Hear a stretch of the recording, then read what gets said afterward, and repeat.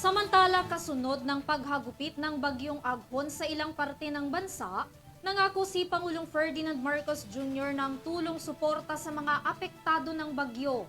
Aabot sa mahigit 1.2 milyon na ayuda at nakahanda na rin aniya ang mahigit sa 3 billion pesos na standby funds para sa mga apektado ng bagyong Aghon.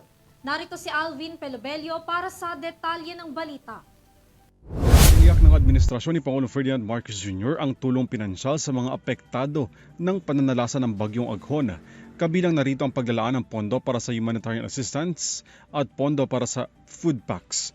Sa isang pahayag, sinabi ni Pangulong Marcos na nakapagbahagi na ang kanyang administrasyon ng mahigit 1.2 million pesos na ayuda at nakahanda na rin aniya ang mahigit 3 billion pesos na standby funds at preposition goods na nakalaan naman para sa mabilis na tulong sa mga apektado ng bagyong Aghon. Kinumpirma naman ng mga otoridad sa Quezon Province na 3 katao ang nasawi kabilang na ang 7 buwang sanggol sa kasagsagan ng bagyo. Sa tala ng National Disaster Risk Reduction and Management Council, nasa 7 katao ang nasugatan bunsod ng pananalasa ng bagyo.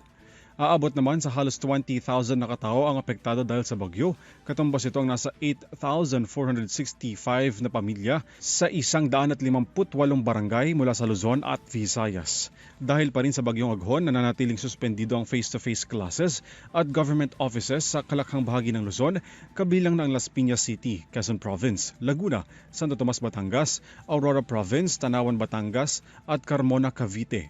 Nakataas pa rin ang tropical wind signal number 2 sa Dinapigue at Palanan sa Isabela, Baler, Dipakulaw, Dinalungan, Dilasag at Kasiguran sa Aurora at Pililo Islands. Signal number 1 naman sa Kalakang silangang bahagi ng Nueva Ecija, silangang bahagi ng Bulacan at northeastern portion ng Laguna.